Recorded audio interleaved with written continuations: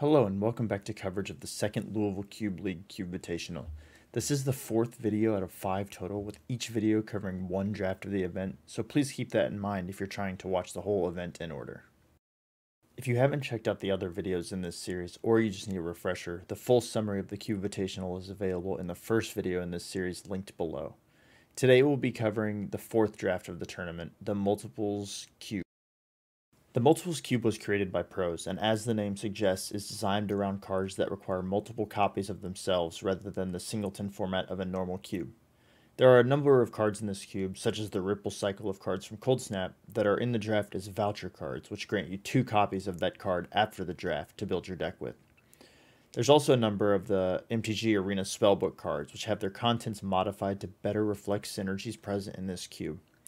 These spellbook cards work slightly differently in paper, as the logistics are a little bit more difficult, so once a card has been chosen from a spellbook, that card is unavailable for the rest of the game. This also applies to any copies of the spellbook card. The cube is 408 cards, but an 8-person draft is done with 17 card packs, burning the last 2 cards in each pack, to ensure that all copies of cards are in each draft, as some cards require a certain number of copies of themselves to function properly. For a quick recap of the standings coming into this draft, we currently have Bats in first place with 9 wins, Matt in second place with 8 wins, Joey and Scott with 7 wins, Derek with 6 wins, Jacob with 5 wins, Bryan with 4 wins, and Prose with 2 wins. As this is the final draft before the seeded bracket finals, I just wanted to do a quick reminder of how that bracket is going to work. As you can see here, people will be placed in the bracket based on their overall standings after this draft, with the number 1 and 2 seeds getting 2 buys, the number 3 and 4 seeds getting 1 buy, the numbers 5 through 8 seeds getting no buys. This is a double elimination bracket, so you can kind of follow how each seed will travel through the bracket. With that being said, let's hop into today's matches. Hello and welcome back for another set of matches from our Cubevitational event. This time we were drafting the Multiples Matters cube, and my name's Joey. I'm Prose.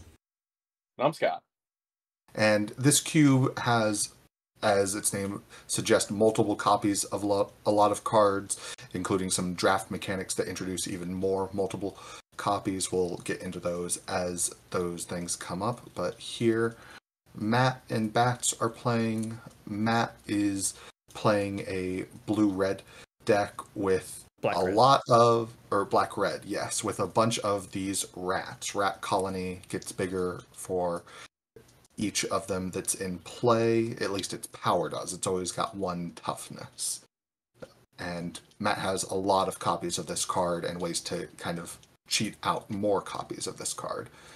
Yeah, you can actually pretty easily pick out the cards that there's multiples of in this cube by looking for the old bordered cards. So both the Rat Colony that Matt has and the Nissa's Chosen that Bats has are cards that there are multiple copies of in the cube. And Prose, can you speak to what Bats is playing here? Yeah, Bats has got a black, mostly green, but a little bit black as well, Elves deck. As suggested by the Nissa's Chosen, there's a bit of a sub theme there. So, right, would assume it has to be pretty heavy green to support that. Both players seemingly missing a color, but having their main color. Then, as we just see Chosen versus Colony. Again, the colonies scale a little better.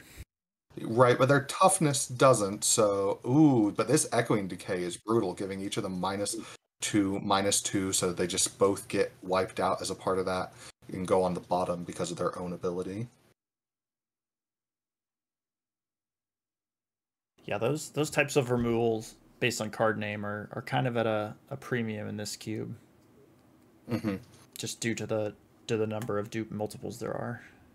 All of the Echoing cards very powerful here. Bats finally finding black mana so he can deploy his Dark Confidant, start getting back some of that value, and a Clan Caller threatening to find some elves, but just needing to get in the way here to not take too much damage. Stop this onslaught a little bit. especially with a Dark Confidant in play. So a bit lucky there to hit a land, not take any extra free damage.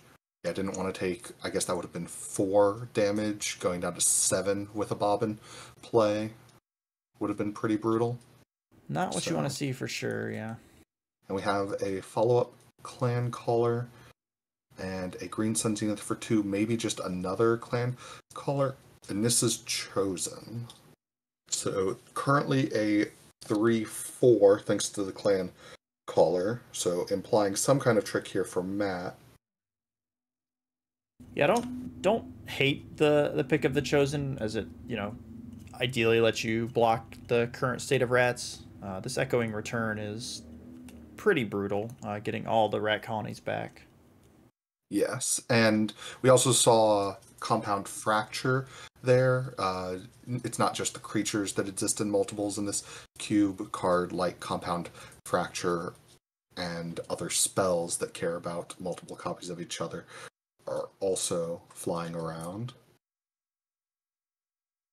Unfortunately, no 4th land from Matt, so I didn't get to deploy another colony.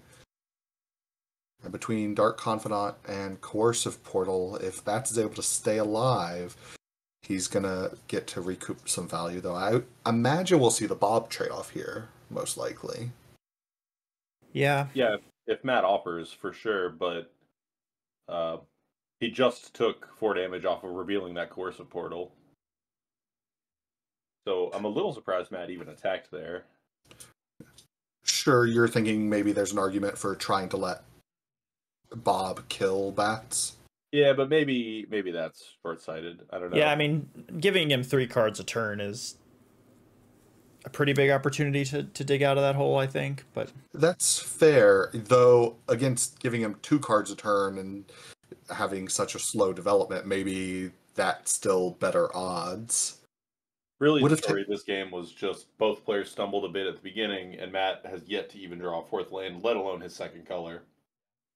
Right. Curious how much red mana and we see, and also how much reach Matt might have, making that figure into the decisions of if he should have tried to get a little bit more damage off Bob before letting it block. Cursebound Witch coming in there. A spellbook card for Matt. Taking a quick look at anything he might be hoping to get out of there.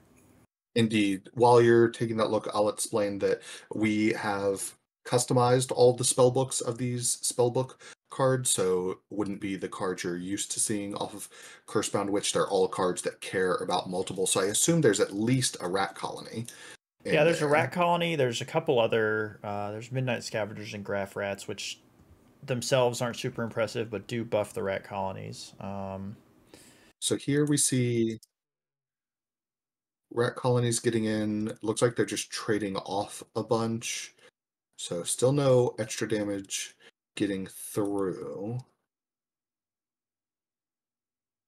So we're seeing a conspiracy reveal here. It's a bit off the bottom of the screen.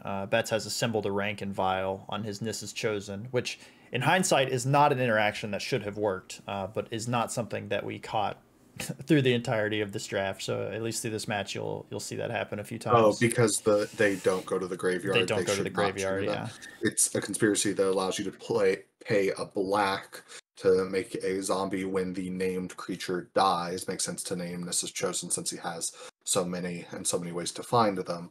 But looks like this is Grave Titan as well. We've changed from an Elves deck into a Zombies deck very quickly. I was about to say. And it's brutal that because Bats was stuck off of black mana in the early game, Matt didn't know or suspect that killing the Nissa's Chosen would just have downside, as might have gotten a little surprised by seeing that after what was, I think, the 4th and 5th death of Nissa's Chosen. So yeah, so I'm not really sure what Matt can get here. Bloodletter actually wouldn't be too bad. An unset card that would deal with these zombies pretty well. Right, and it deals 2 damage to the player as well, I imagine. Mm-hmm. I imagine Matt's only out really is to have some good burn to finish off bats, and I believe that Matt does have Surging Flame, which could get very lucky and just deal the remainder of the damage, assuming Surging Flame can hit players, which I believe it can. Yeah, it can. Yeah, So, Bloodletter would deal with all the zombies and do 2 damage to each player, so. But as nothing was oh no, wait, we're still on Bats' turn. Never mind. Right, and okay, There Surging is Flame. a Surging Flame going upstairs, So, presumably. Not Matt going to hit another thinking one, though. the same thing. We were unfortunate. So that's 3 of them on bottom. Still, if he drew another one or has another one, again, he just unlocked this red mana. You can see him moving quick, just hoping to be able to finish him off. 2 sets of misses in a row, though. Pretty unlucky for Matt. Feels like that was his chance. Don't know how many of those he has in his deck. I know that one of the other players has some. And the different frame here on this rat colony tells us this is the one that was found off of the spell book. And Matt showing he had another Surging Flame in hand, so just maybe drew too many of the burn spells he was hoping to ripple into. Yeah, those ripple cards are not very helpful in your hand. Yeah, just being stuck off red mana for so long definitely seems like it's what cost Matt that game. Now, the way this cube is set up, us seeing the 3rd Surging Flame implies he has at least 4, right? Yeah, correct.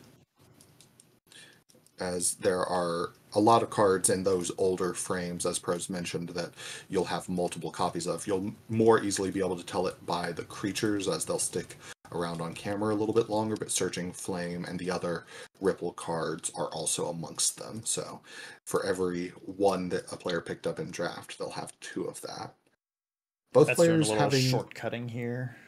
Yeah, both players having their mana together here. No stuck off colors, and Matt not having already deployed a rat colony is a little surprising. We saw just how many of those he had in the last game. Okay, so has one now.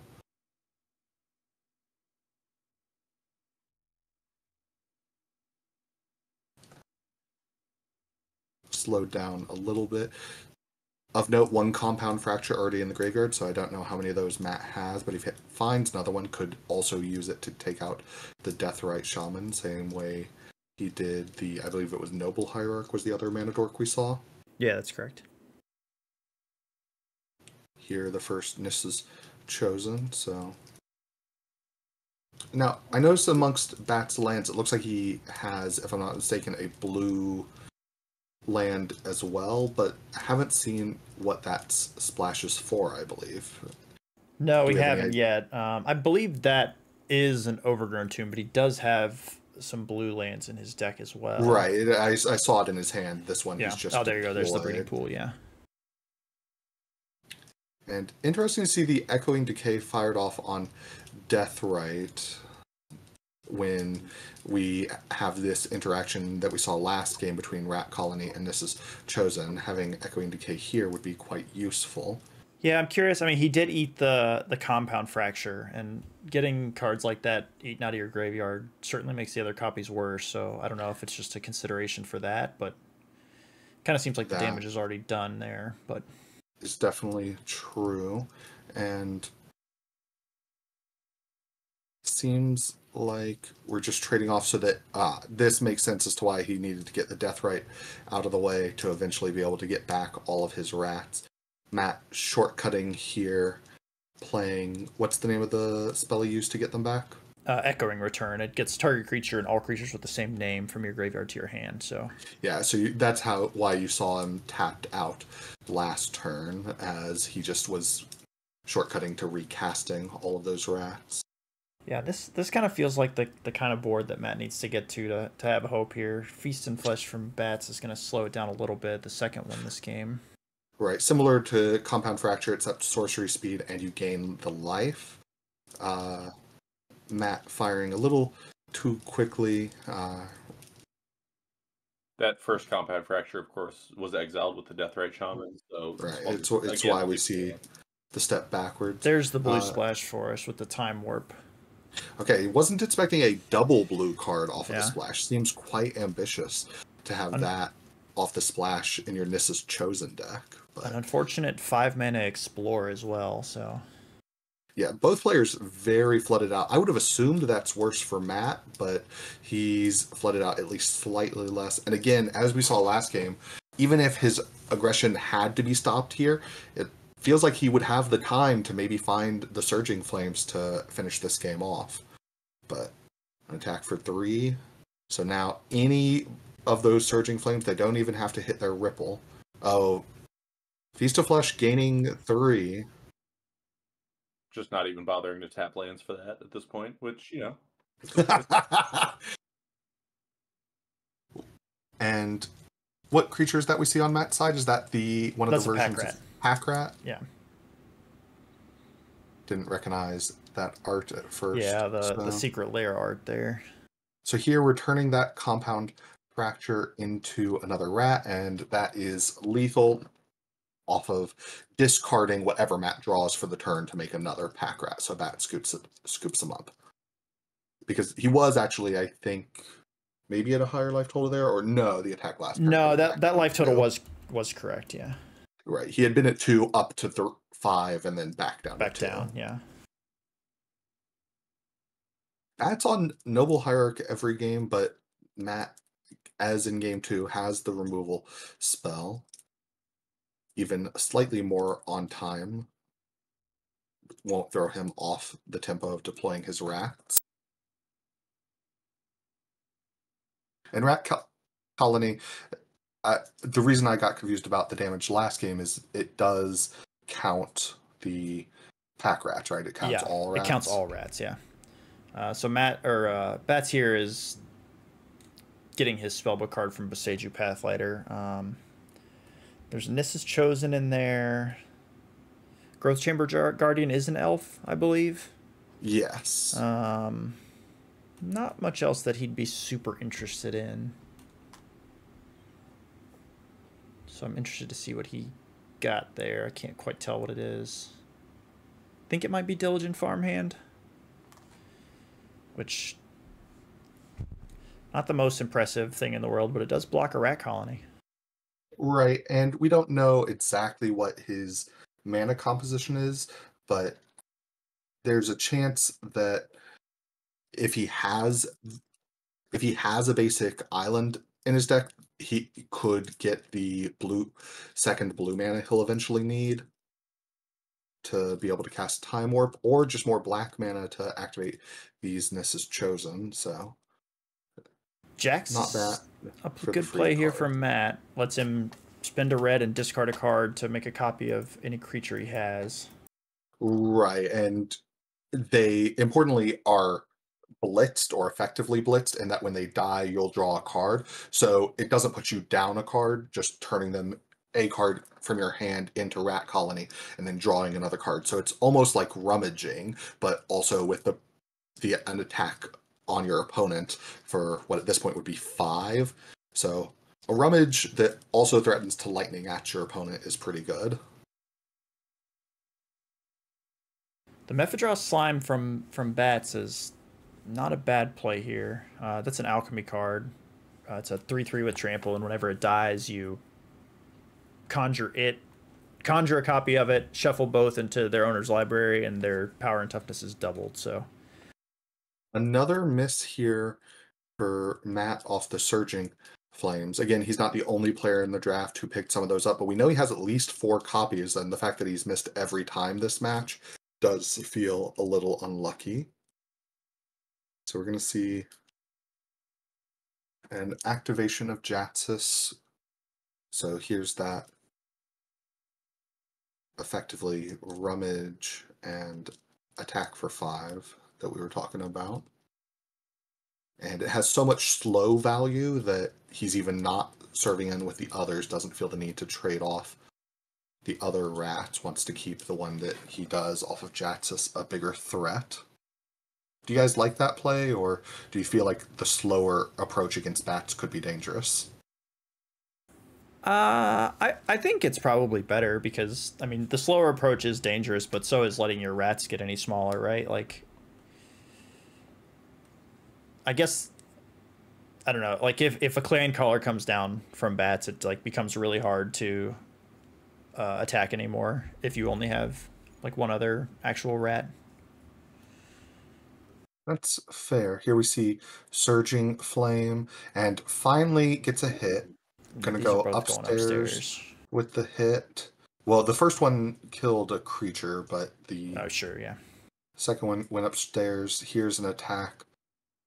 And we see, again, getting traded off, but Matt getting to draw a card. Follows up with the Cursebound Witch, and unfortunately, the pure value off of the attack somewhat stunted by the free zombie that Bats is getting. Yeah, especially with Nissa in play, the inevitability here on Bats' side is very high. Those Nissa's Chosens never really go away, and now that Nissa can just go find one every turn, it doesn't feel That's like... showing an impressive amount of redundancy with this Nissa engine, as well as Dark Confidant and Coercive Portal as like card drawing engines. It feels like he's got the advantage in any kind of long game if he can keep his life total high.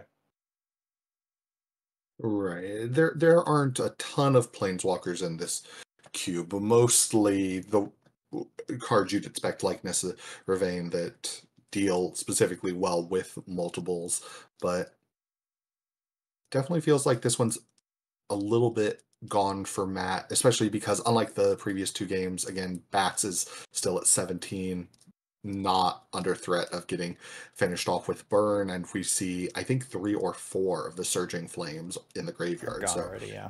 That's a Thrumming Stone from Matt, by the way, so a little bit of explosive potential here, but a little bit late to the party with so many of these rats already in play or in the graveyard.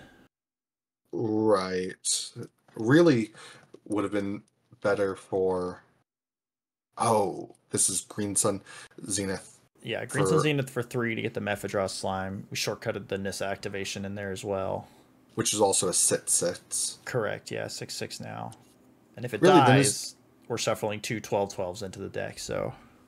Right. And I was going to say earlier, the Throwing Stone feels like the kind of thing Bats would have wanted since the Mrs. Chosens do recycle. Matt, unfortunately, having already gone through a lot of his rats, means isn't quite the value there. Also don't know how much Matt is keeping track of the cards as he goes through his deck. Since we have resolved 3 ripples, I think there was a shuffle after the first one, but still, knowing some portion of the deck maybe is affecting Matt's thoughts at this point. It's making a rat here. This instep make a rat? I believe this is during Matt's turn. Jax is a sorcery ability. Oh. Okay, that I did not know. I think the other big thing here, yeah, I think Matt's just gonna pack it in, is that even if we stop collecting elves for a turn, Nissa's minus ability lets Bats just gain a ton of life at this point. Right, so... Even, I can't remember if we played the Echoing Return that game yet or not, but even with that, I don't think you're plugging through the elves at that point. Yeah, Bats manages to get his engine set up in games 1 and 3, and carries that one through. Matt, unfortunately, had a similar tale in a lot of his other games. I know he continued to miss on a lot of those ripples with only 4 copies of Surging Flame in his deck, and ended up going 0-4, actually, during that draft. Yeah, Bats managed a 2-2. So maybe a little bit of a struggle, but, you know, we saw how impressive that engine could be in 2 of those games there, so... Once it gets going, for sure, but as we'll see in some of the other matches, some of these decks can be very fast. And let's move on to the second match, see if we see just that. All right, welcome back for the next match here. So for this one, we've got myself, Prose, versus Bryan. Bryan's deck, I don't have a complete list of, but he was playing a blue-white-red control deck of sorts. My deck here is going to be a blue-white control deck of sorts. I draft went a little sideways on this one. I led off with Mechanized Production and some of the artifact stuff didn't quite go around as planned, so this is what we ended up with. So a lot of lands to start here. Bryan with a Rakdos Signet, getting a little bit ahead on mana. But as expected in a match like this, not a lot of early action. Bryan with the Tireless Angler there, the blue spellbook card that whenever you play an island or a swamp, you discover a card from its spellbook. Rune Snag from me kept that down there. Oris hitting the battlefield here next to some mismatched basic lands for some heinous reason. Not too impressive on her own, but with a second copy in hand, her Grandeur effectively lets you time walk your opponent. A little bit more action starting to come out here now. Bryan with Power Stone Shard into the Raven Man.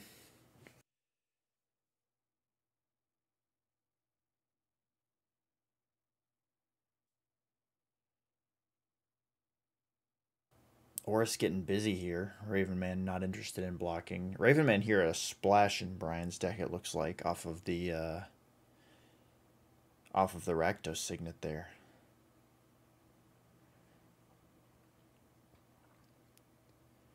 Probably not a terrible spot to be in for this matchup. Something a little bit proactive for him to do, although it does have a bit of a steep mana cost this early into the game. Though not if he can get to these Power Stone Shards up and running. There is a second one. Going to make that a lot easier.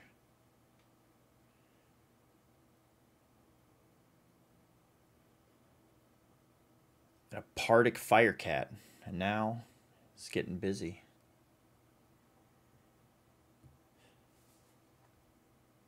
Not a ton I'm seeing on my list that I'd be interested in getting involved with here. A few bounce spells. May be effective versus the Raven Man, but with all the mana he has on that side of the table, well, I guess Aether Burst was worth it enough to just take the 2 from the Raven Man.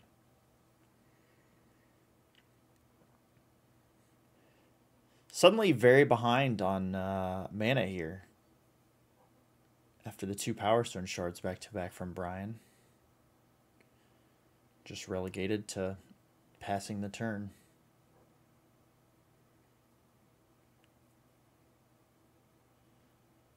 Imagine we might see a kitty get played here again.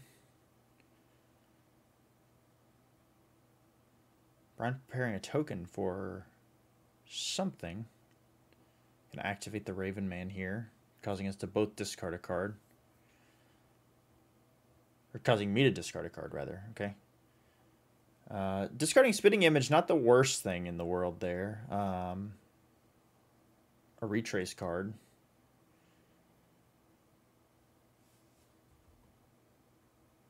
End of turn, the Mocking Doppelganger coming in to copy the Raven Man. Flash speed clone there, which also goads the creature into attacking. So because of the Raven Man's effect here, we do both get a bird due to a player having discarded a card that turn.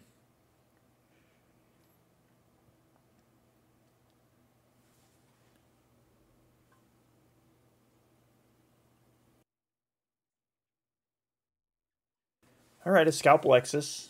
The birds from Raven Man can't block, so Scalpelexis a pretty legitimate threat in this position. Just serving back with our Raven Man and bird. Activating Oris's Grandeur there in Bryan's upkeep, so he is not able to cast spells or attack this turn. He does have the option to activate the Raven Man, which looks like he is going to do. Discarding a Staff of Domination. Getting us both a bird.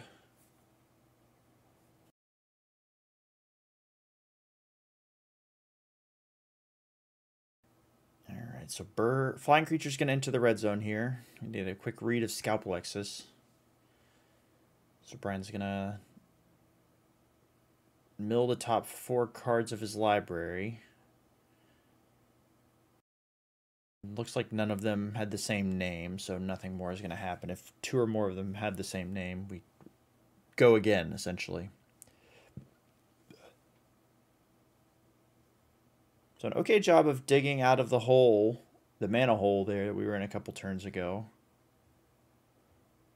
Up on life. And with a even faster clock with the Scalp Alexis there. Have to see what Bryan has here. Just gonna send everybody into the red zone, huh?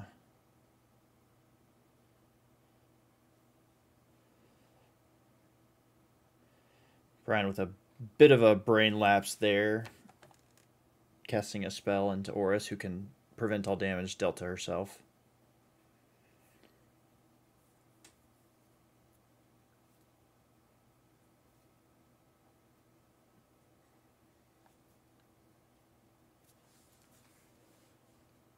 Three.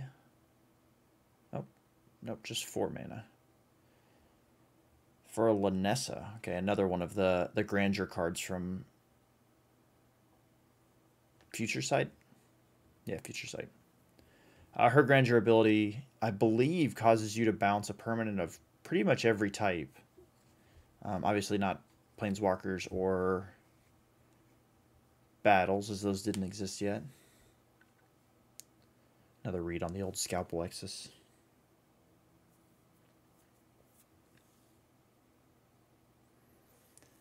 Blade of Shared Souls going to come in. Comes with a Rebel attached to it, and will cause that Rebel to be a copy of Scalp Alexis. So 4 more damage here, although the mill here a little bit more relevant.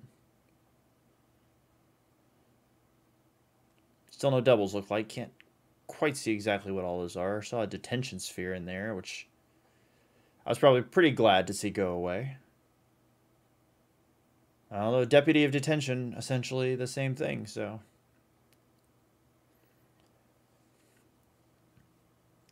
Targeting the Scalp Alexis, which, yeah, we'll get rid of the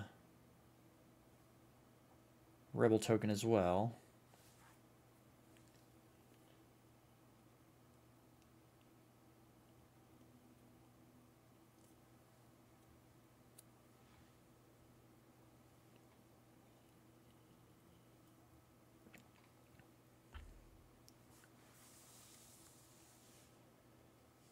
Deal Broker here.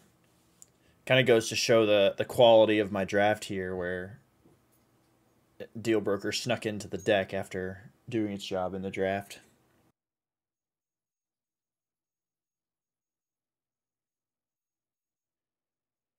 Still just cracking back and forth with the birds.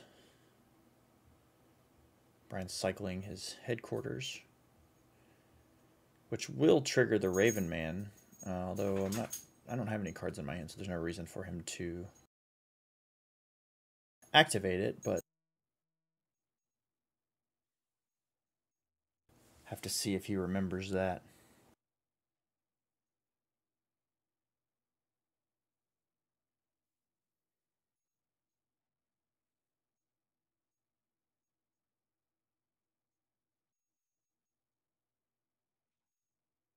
Yeah, Bryan went to activate his Raven Men there and discovered I had no cards in hand, so let's do a little better ordering here. Bounce Oris with Lanessa and then activate the Raven Man, so.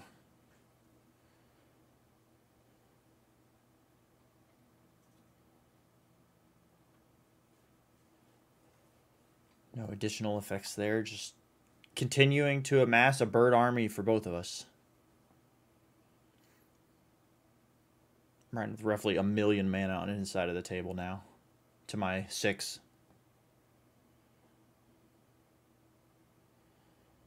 Activating Deal Broker here to loot. Look like another copy of Oris, not the worst draw in the world, although again, on her own, not the most impressive card out there. Can't hold her though with the Raven Man in play, so.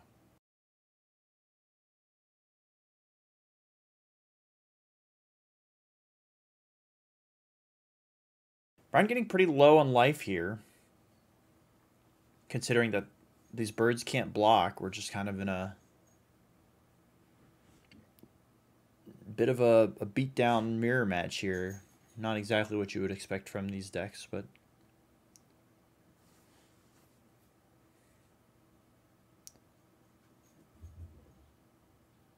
Ah, yes, realizing that because of Deal Broker, we should have both gotten another bird, actually, because I discarded a card on my turn.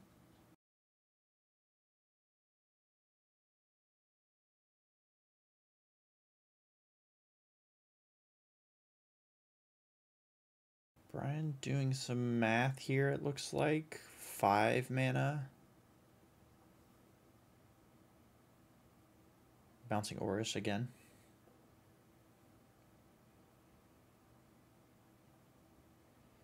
Bouncing like Doppelganger. Okay, so to stop my bird production.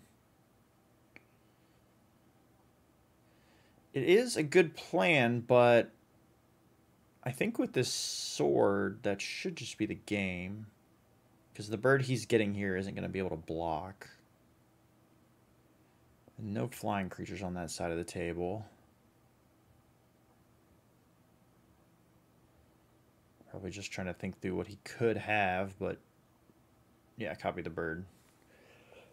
Takes down the first game there. So a little bit of action on both sides of the table there. Some interesting situations came up. The dual Raven Mans definitely made that a little bit interesting. Without the copy there, I think Bryan probably would have run away with that game pretty easily. Because I did not have a lot of juice other than that.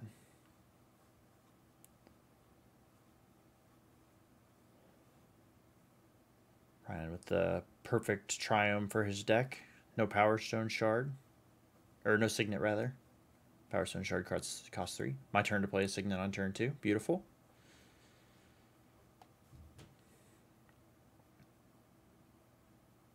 It's Azorius Signet down there. And then right on cue, there's the Power Stone Shard. I mentioned taking Mechanized Production high in this draft. Power Stone Shards were definitely the plan with that pick, but as you can see, I did not end up with many of those. 2 of my opponents ended up with almost all of them. Bryan here, one of them.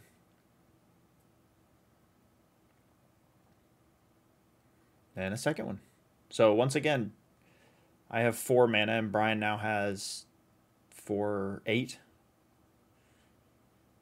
Just way ahead on mana development here. Deal Broker.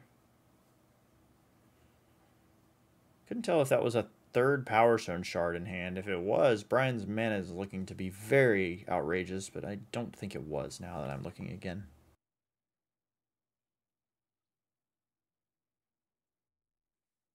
Lava Coil here, shut down the card advantage engine, though.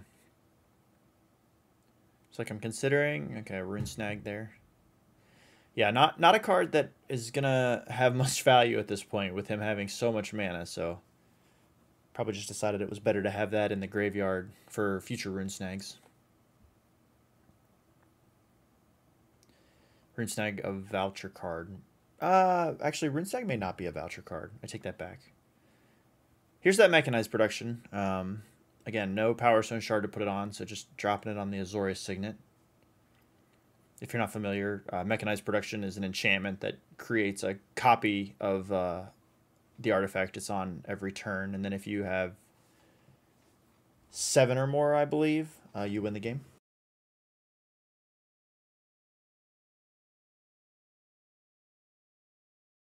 Eight or more, excuse me.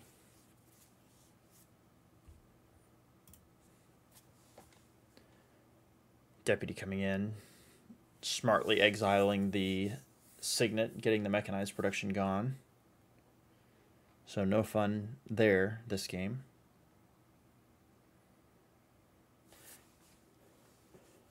Spitting Image coming down. Copy Deputy of Detention, who, unlike Detention Sphere, does not have a clause around what it can and can't target.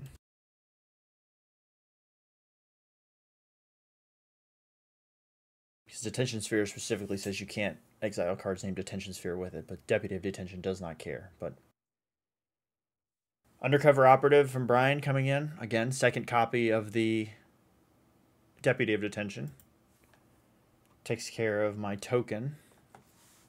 And then also my Signet again.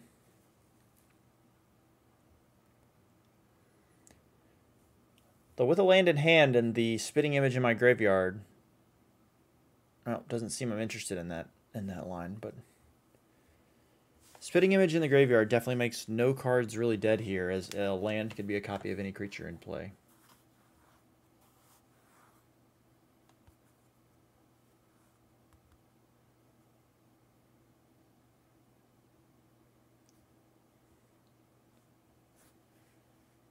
Or unable to protect itself this time since it's summoning sick, but Path to Exile will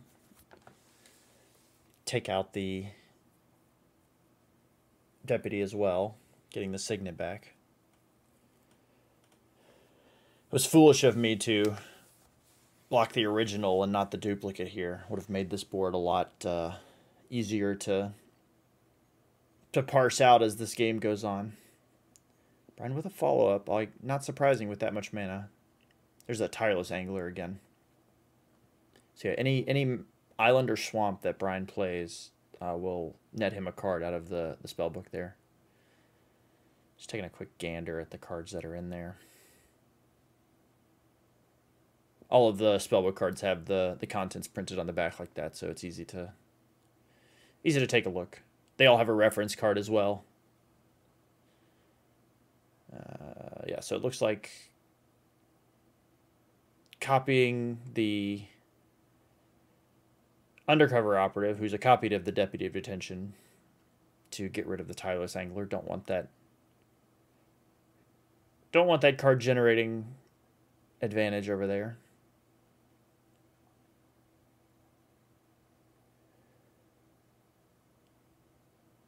Recto Signet, no other play from Bryan. This board has devolved into a bit of a stalemate.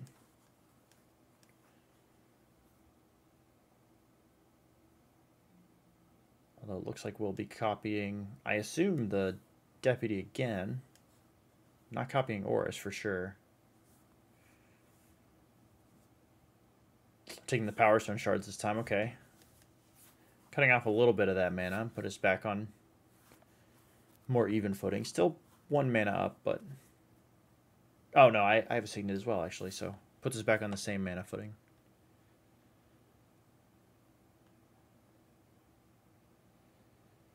Lanessa makes the Deputy of Detentions pretty awkward as tokens. Aether Burst is going to keep that in hand for now.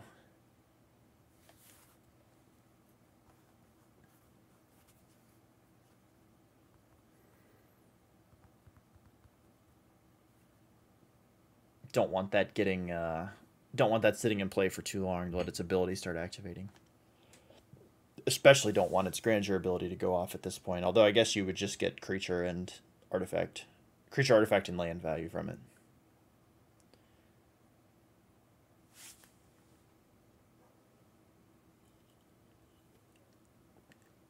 A couple of Deputy Detentions going to bounce off of each other here. Get in for a little bit of damage. And okay, activating Oris in the upkeep. Don't want that Lanessa coming back down until we hopefully have an answer for it.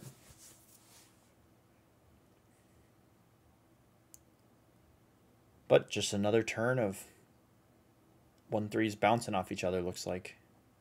Can't tell what the card I drew over there was.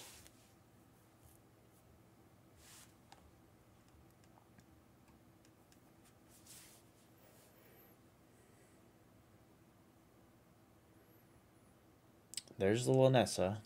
No answer for her this time. Although with a land, there's always the option of just Spitting Imaging to create yet another Deputy of Detention.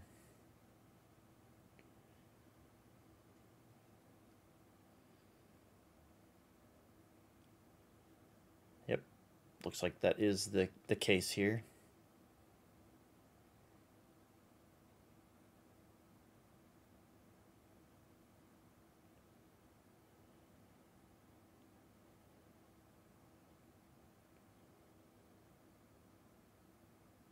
Okay, so he is going to Grandeur Lanessa here, which is going to make me pick up some permanents. So Oris the creature, the only enchantment, and then a land. Yep. And then, yeah, Lanessa will go under yet another Deputy of Detention. 4 of them now in play, none of them the original.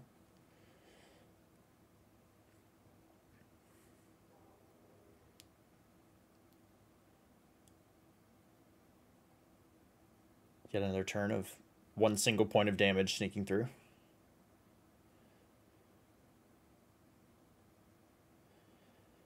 Both of us really interested in finding some actual plays here. Signet isn't what Bryan was looking for, I don't think.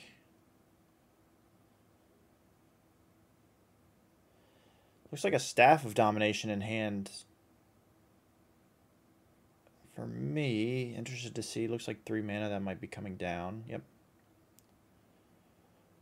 Staff of Domination with the Power Stone Shard mana was the goal there. But again, missing the Power Stone Shards.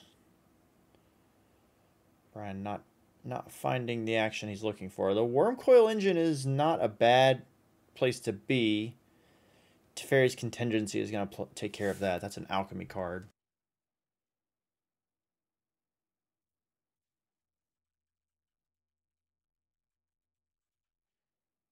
Alchemy card that's going to counter a spell, and then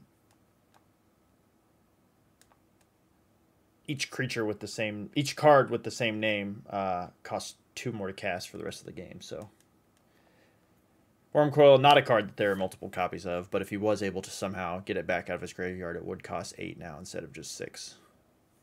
And here is Detention Sphere. Now it's a party.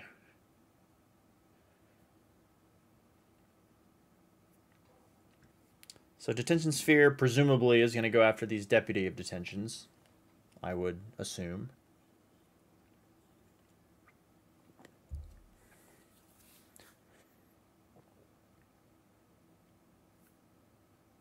Staff of Domination also an option, I guess, but just the juice that you're going to get from underneath all those Deputy of Detentions, I think, has to be a little bit hard to resist. Yeah, so his Undercover Operative also goes away due to having the same name, and all of these permanents come back into play.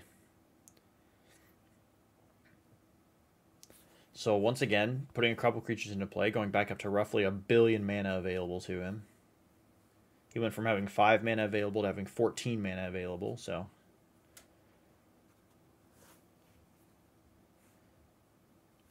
played the Mocking Doppelganger again as a copy of Lanessa.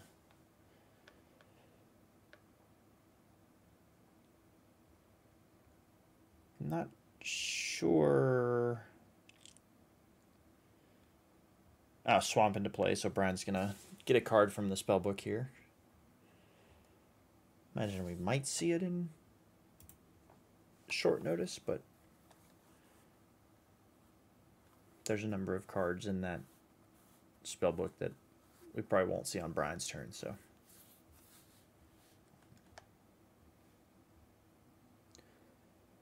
One, two, three, four, five. Activating Lanessa here. Bounce Oris. Preventing all damage to my copy of Lanessa. That's what happened there. Activate Staff of Domination here to draw a card, looks like. So maybe get that engine cooking a little bit, although it'd be a lot better with a little bit more mana. Blade of Shared Souls.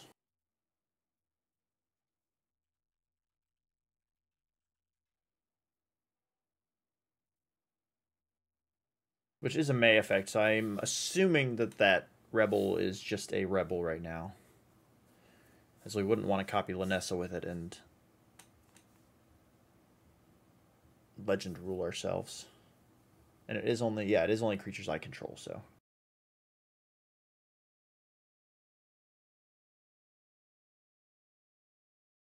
Just a 2/2 Rebel and a Lanessa.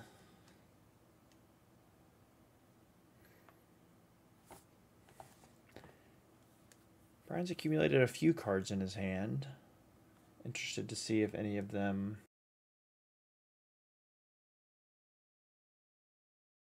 can have an effect on the board. Looks like we might just be getting busy here.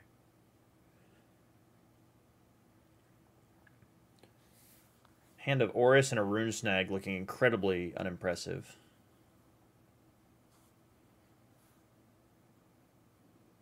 Double blocking the Angler here.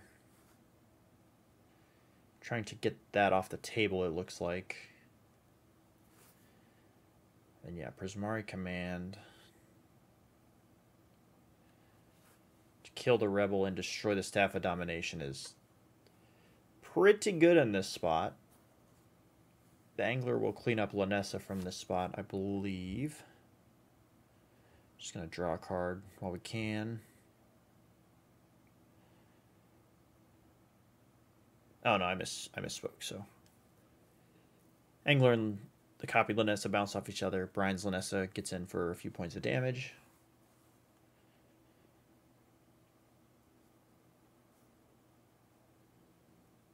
I'm left with a thoroughly unimpressive board here. Another land there.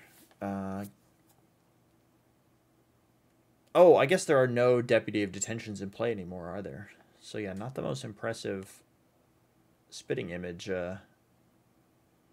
plan. Okay, Scalp Alexis.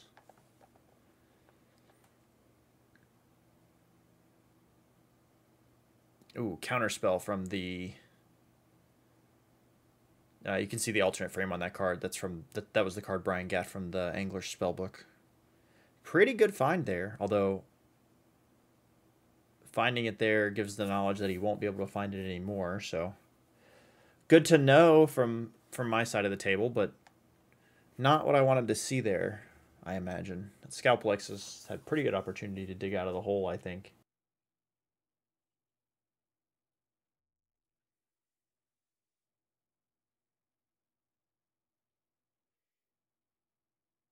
Bouncing the Doppelganger. Attacking with the Angler.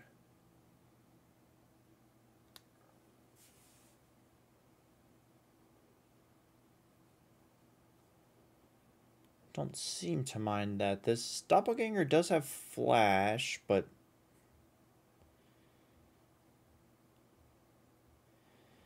so Irenicus' Vile Duplication here. Gonna make a copy of the Tireless Angler. Does Bryan have the land to play? No, just wanted another creature. So what are we gonna copy this time?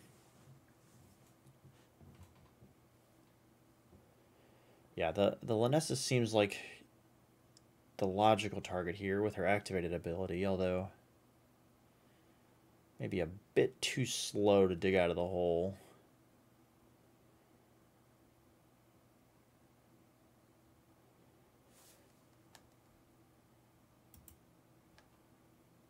I'm looking at a Rune Snag and a Remand, it looks like, over there in hand.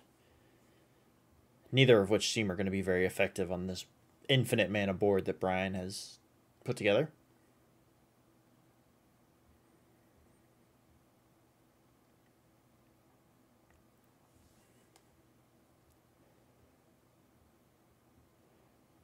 Yeah, this conversation is, because of the Mocking Doppelganger, Lanessa is actually goaded here.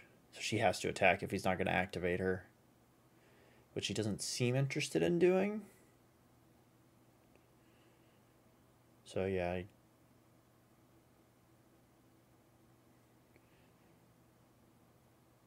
Yeah, so blocking Lanessa so they'll trade, bouncing the Angler copy. So doing a decent job of cleaning up the board there in that combat. Well, Ponder. Good enough, apparently. Left him on top. Witness protection. You're gonna turn that angler into a businessman. Really helping him move up the social ladder. A legitimate business person.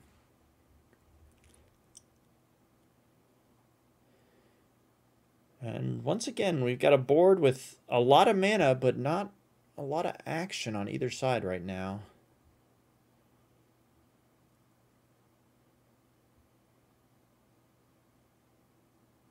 Though, knowing my hand is two pretty completely ineffective spells, and it looks like a third in Mystic Confluence. This Remain's probably just going to get cycled here. Although the Mystic Confluence can be turned into 3 other cards, but the other modes on that card not too relevant at this point.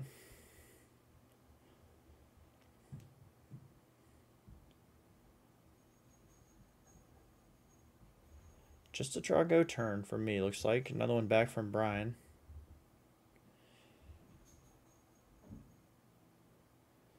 We're getting a... Yeah, we're getting a spitting image copy of Partick Firecat here.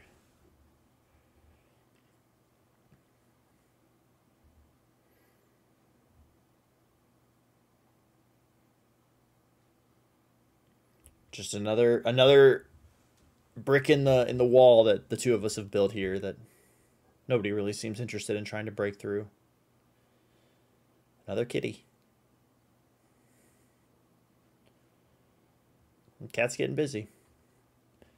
It's not the easiest block for Bryan, although I seem content to let them trade. Oh, they're 2/3s. They don't trade. Never mind. I was going to say the Aurus can prevent damage to my cats, but with them being 2/3s, that is not necessary.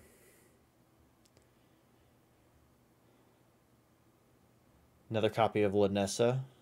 Once again, a reminder that those old bordered cards are voucher cards, meaning that maybe not all in his deck, but Bryan does have access to an even number of those. Which means I believe this is the 3rd one we've seen this game, which if that's the case, there's at least one more.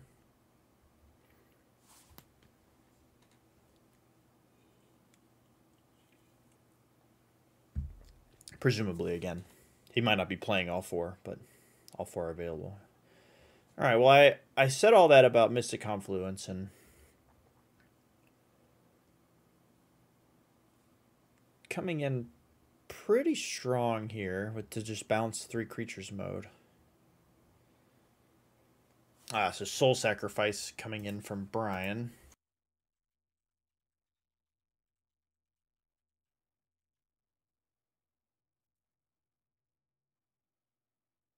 Soul Servitude, excuse me.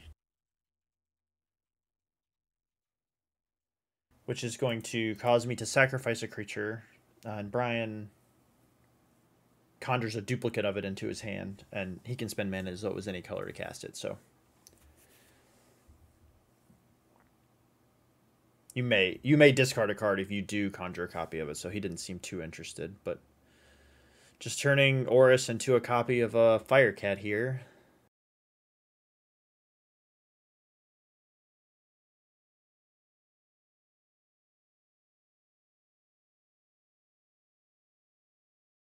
Echoing... Which Echoing card is that?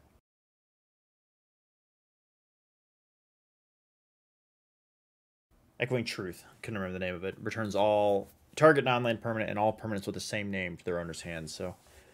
Effectively bounces my entire board. Compounds on his 1,000,000 mana pile over there. Plays that Lanessa, we bounce again.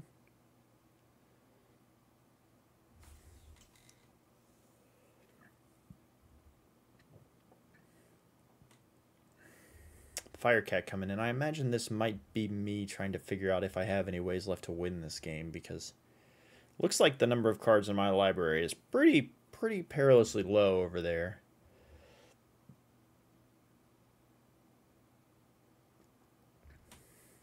Okay, Wrath of God a start. Oris.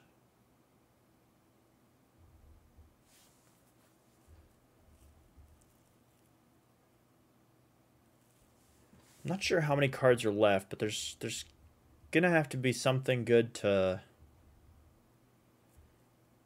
Spitting Image or, well, Spitting Image and then copy with the blade most likely, because I doubt that there's 9 cards left in the library.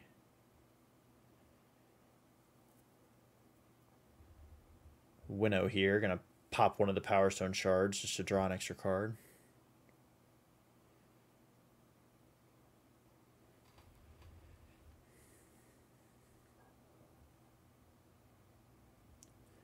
Bryan down to 8, but so few cards left in my library. Oh, Bryan making sure to charge his Coalition Relic. That last mana really gonna send him over the top here.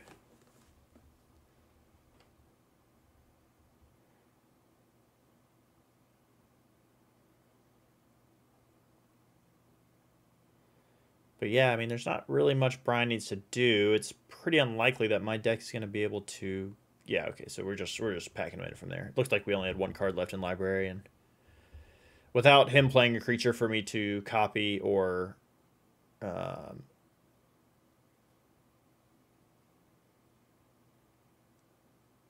without him playing a creature for me to be able to Spitting Image, I was not going to get the job done with just Oris there.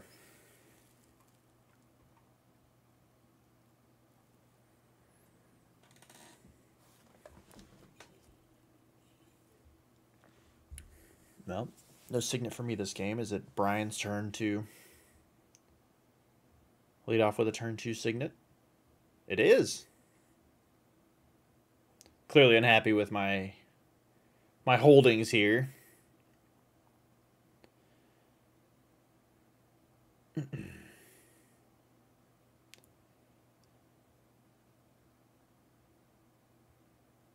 Urza Prince of Krug here.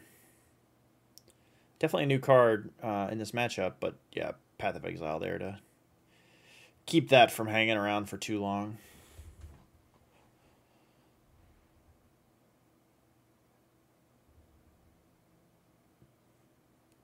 Oh, yeah.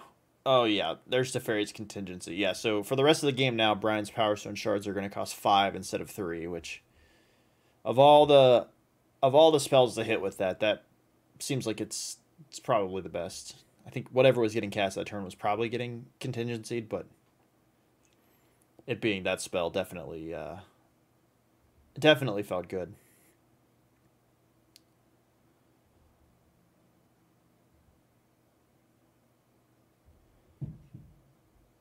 Oris coming into play here. You can see the Plateau coming into play, and actually the card that it was played for also in my hand in that Wear Tear.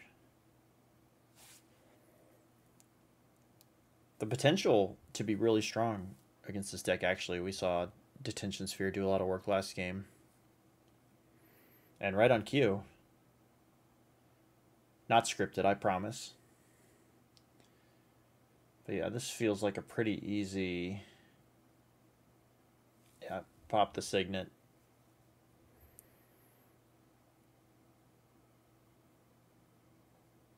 Ryan's going to pick up his Detention Sphere.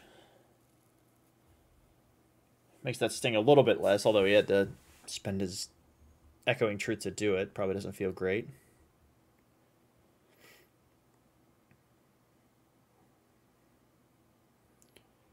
I was thinking, okay, yeah, it looks like we did activate Oris there to keep Bryan from taking any game actions that turn.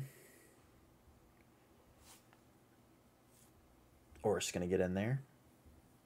Not quite the clock you want to see, but he's doing something. Looks like another copy of Oris.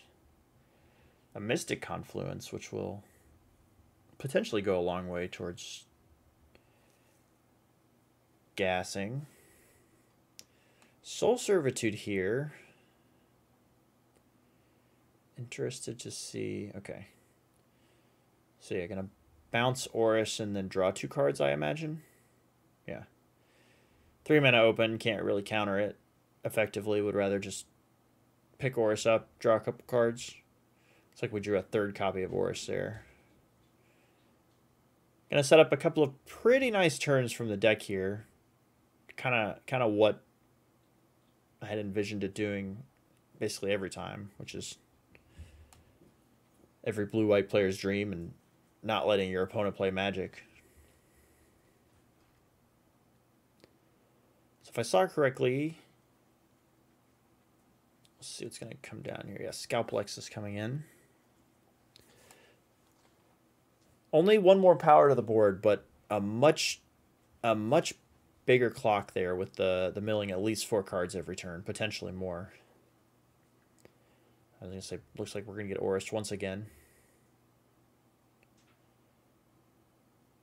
Only one person is allowed to play Magic in this game. Oh, the Blade actually incredible here. So it'll come in as a copy. We'll move the Blade onto Oris, make her a copy of the Scalpelexis. So only 2 damage, but we're going to mill at least 8 cards here. Double on the Nessa that time, so we're going to go 4 more. Okay, so that's the end of the first resolution. No double that time, but only milled 12 cards there. Which there's 6, 7, 8, 9, 10, 11, 12, 13 cards face up on the table, so 2/3 of Bryan's deck roughly gone.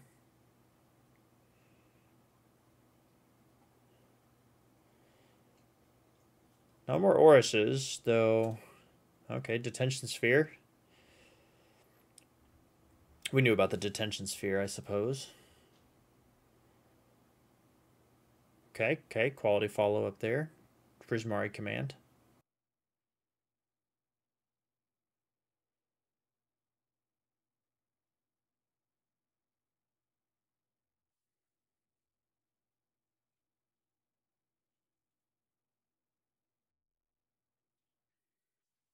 Kitty.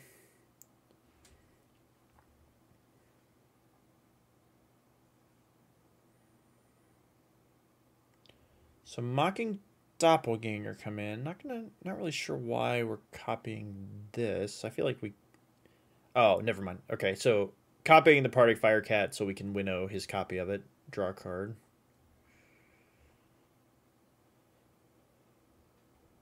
Really looking for something to get that Detention Sphere off the table.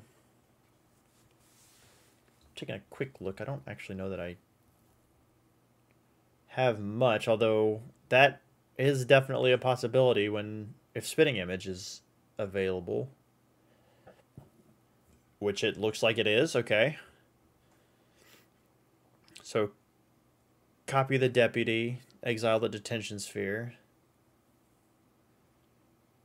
Get back my Oris and Scalpelexes.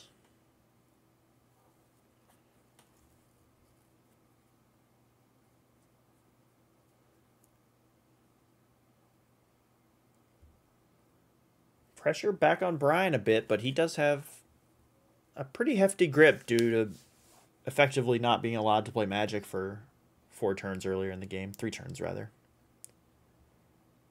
Looks like at least an Undercover Operative that's coming into play, yeah.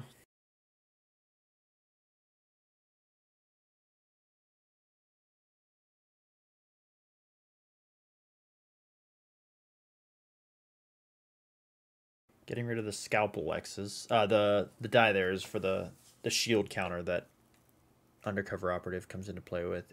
If you control the creature you copy, it has a shield counter. So yeah, with the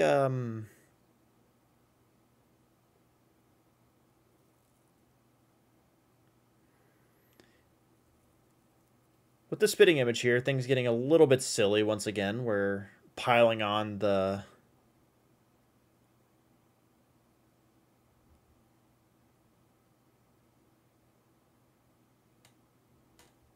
Deputy of Detentions. Not sure why that... Oh, because Bryan had no creatures to copy. Bryan has fired back, though, in the... in the Clone Wars, as this seems apt to be called here. Just non-stop deputy of detention battles here.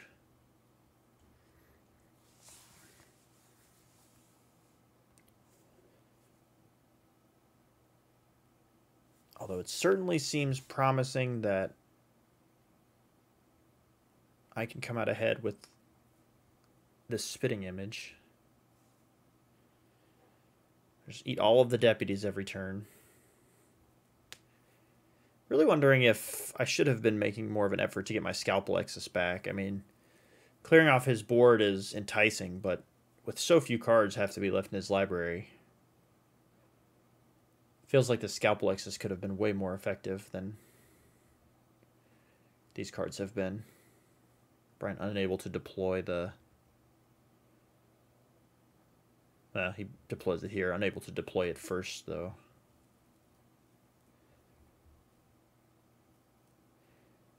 Looked like a banishment, so maybe that will get the Scalpel Exus back. Maybe I just don't care about the Scalpel Exus for some reason.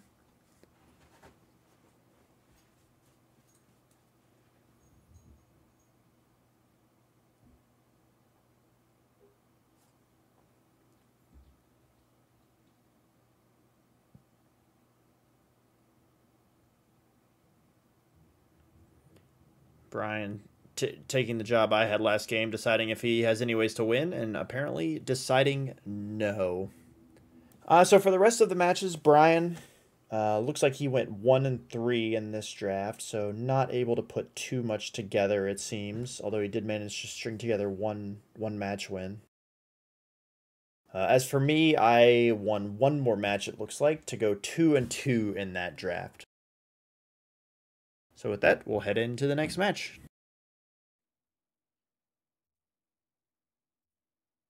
Alright, so we're back with the next round of Multiples Cube here. This time we've got Scott versus Joey.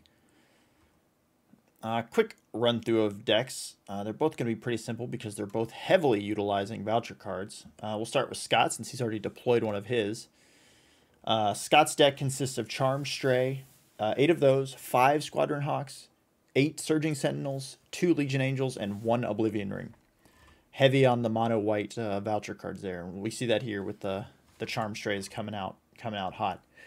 Joey's deck is similar, though in the Jund colors. He has 4 Growth Chamber Guardians, one of which is in play, 6 Seven Dwarves, 4 Terex Bladewings, 4 Surging Flames, 3 Galvanic Bombardments, Ignoble Hierarch, Dismember, and an Abrade. So both very heavy into the voucher cards. Not a lot of unique spells in their decks, but we'll see who's can do a little more work here. Scott having trouble keeping his Charm Strays on the board right off. Those Galvanic Bombardments coming in strong. But we'll start with the Surging Sentinels Ripple Train here. So for those unfamiliar with the mechanic, there was a cycle of these cards in Cold Snap. Whenever you cast it, you ripple 4. You ripple the number the card has, and any spells with the same name, you can cast them, which then ripple again. So Scott pretty unlucky to miss there, I think, with 8 Surging Sentinels in his deck, but he does, so here we are. The Sentinels do have First Strike, though, making them pretty... This is pretty hard for Joey to currently attack into, though.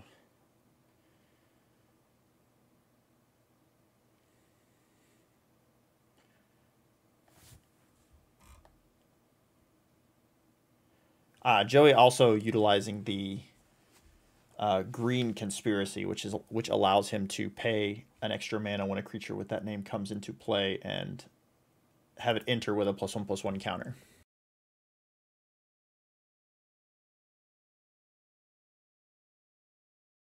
Abrade here going to stop the First Strike shenanigans from happening, so Scott gets his Surging Sentinels cleared off.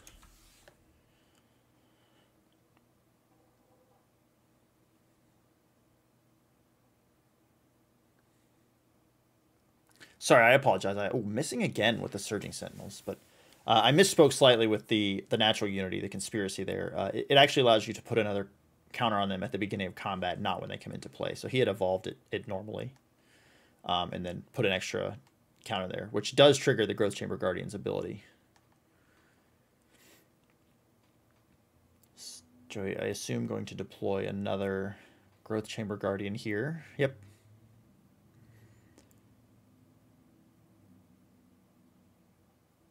Go ahead and evolve that one to get himself another copy. So I assume this was a choice between evolving the new one or pumping the existing one during combat, but deciding he would rather go wide than tall here. See what Scott can come back with, because missing those ripples was rough and not really what you want to see, especially with the board evolving the way it is. So gonna end the turn with 2 Squadron Hawks in play and 3 more in hand.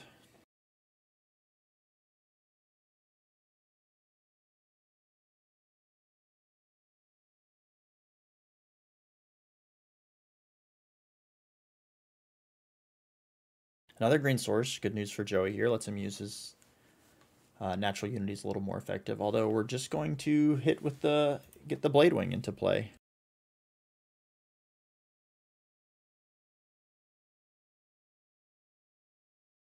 So Terox is just a 4/3 with flying and haste. It is one of the Grandeur creatures.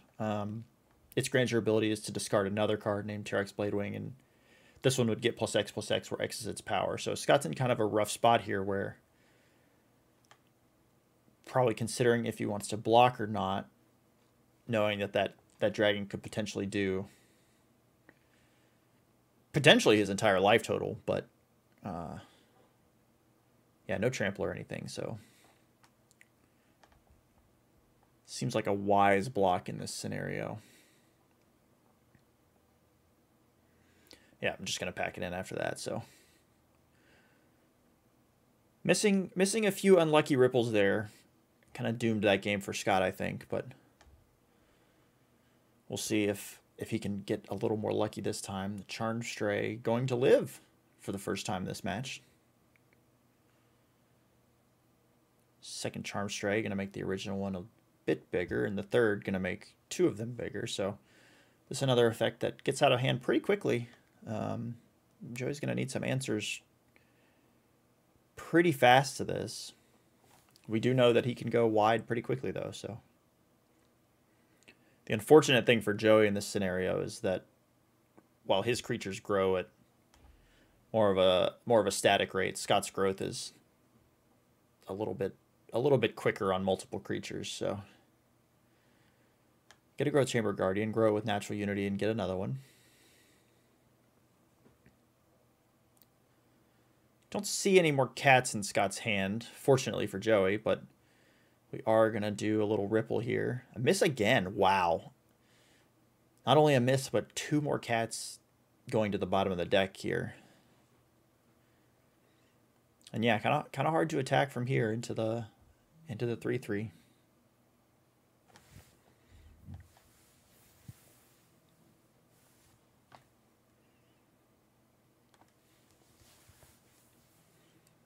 Now a 4/4, so an even more effective blocker.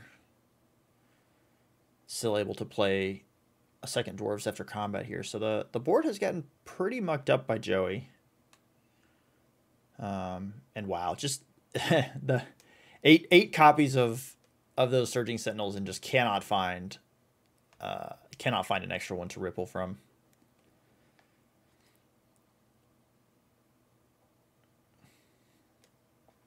And not only is he not finding more Surging Sentinels, but he's rippling through 3 cats now, I think.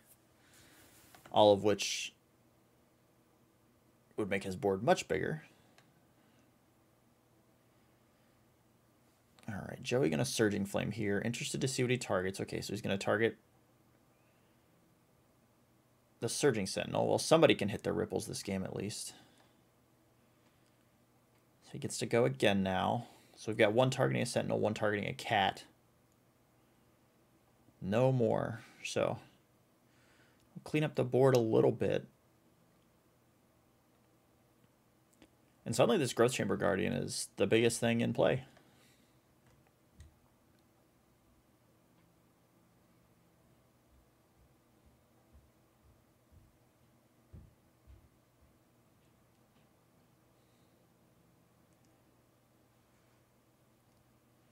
Not sure what Scott's going to be looking for here. I have to imagine that any Surging Sentinels from here seems very live, but you know the bottom 8 cards of your deck at least are not them. But well, now we're gonna go get some Hawks and shuffle. So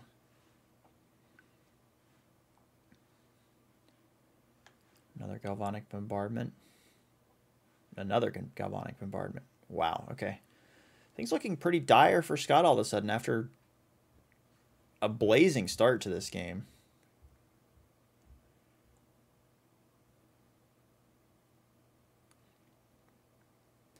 Does have a lot of life to play with, though, and it really only takes one turn for these ripple cards to, you know, essentially reset the board state. So we'll see if he can find something.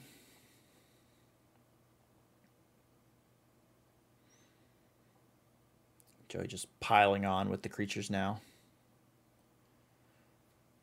A shock to make one of them. Oh no, both of them bigger with the Hierarch. Yeah. Rumbling in for 5. Scott, sorry, 6. With the Hierarch.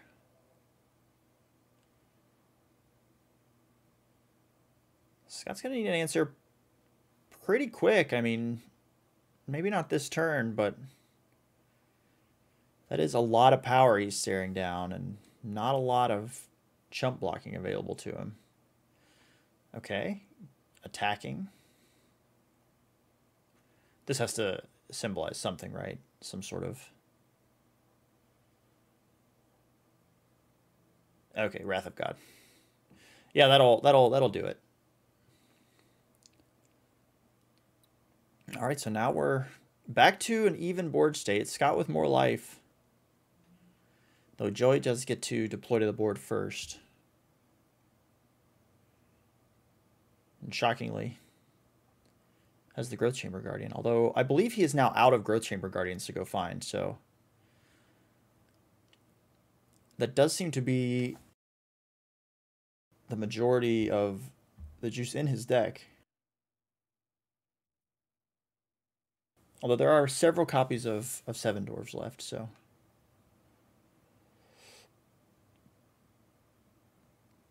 Joey going digging with a fetch land here. All right, another dragon.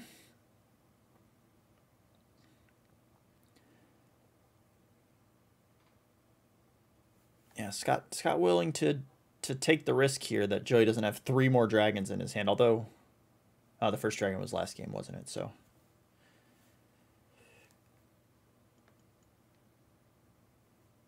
probably not a bad risk to take in this spot.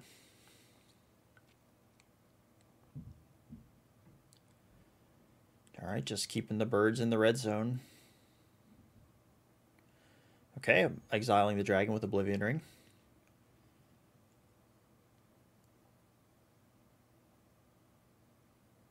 Scott's still just really waiting for another Surging Sentinels to show up because... Evolving the Guardian, okay. Scott goes to 3 here, so... Not the voucher card that he wanted to see there in that Charm Stray, I think.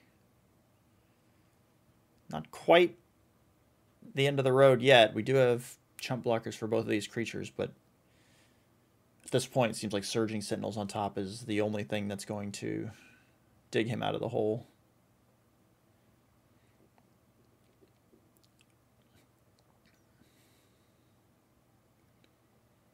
And that looked like another Charm Stray. So, I mean, we can survive another turn by chump blocking. But just decides to pack it in. Kind of surprised he didn't want to deploy what I'm pretty sure was a Charm Stray there. That would have let him go up to 5 and survive a turn from the dragon. But didn't think it was worth it, so packs it in. So that was the only match that Scott lost in this draft. He did go 3-1 in multiple, so not a bad result, although that particular match was probably not his favorite experience. Joey as well went 3-1 with his deck, so those two kind of showcasing the strength that some of those voucher cards can have when you manage to stack up on them, especially the ones that boost each other up and in the case of Joey's deck, search each other out the whole game. So we do have one more match left in this draft, so we'll get right into that one. All right, we're here with the final round of multiples cube action. In this round, we have Derek versus Jacob. Derek, I do not have deck information for, so we'll be surprised together. Jacob's deck, however, is a black-red deck, heavily featuring voucher cards. He has 10 copies of 10 copies of Surging Dementia in his deck. So certainly, all right. Well, we'll just kick right off with the ripple effect. So Jacob already having more fun with his ripple cards than Scott did in our last game. So Surging Dementia is just target player discards a card, but obviously when you have 10 copies of them, the effect is rather brutal. Derek preparing the cards he's going to be discarding. Jacob very meticulous with his ripples here, wanting to keep the suspense as high as possible. All right, so only 4 cards get binned. We saw a few other of the cards in Jacob's deck there, the Demigods of Revenge. Another voucher card. It looks like he has another Surging Dementia in hand. So keep a note that there's still 5 in the deck. So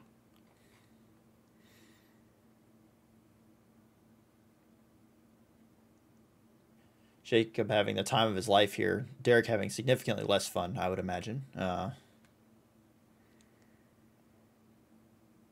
Okay.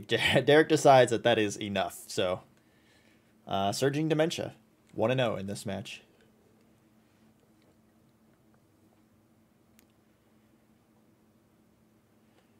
This is similar to the effect that you want with any of the ripple cards. So, we can't always get every copy of them in the cube, and Derek knows what's coming.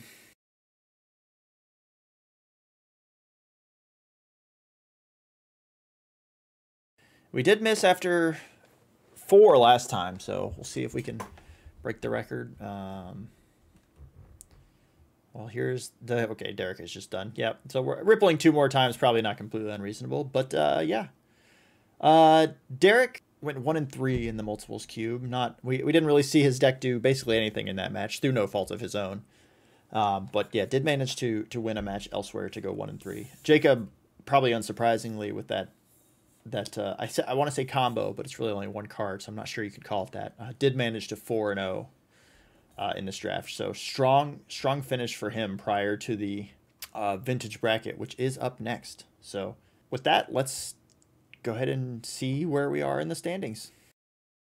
So with all those matches wrapped up, we now do have our bracket for the final draft. We're gonna have Bats and Joey as the 1 and 2 seed with 2 buys, Scott and Jacob as the 3 and 4 seeds with 1 buy, and in the first round we'll have Matt versus Prose and Derek versus Bryan. That bracket will be played out via a normal vintage cube draft, so we hope to see you guys back next time for the 5th and final video in this set of Cubevitational coverage.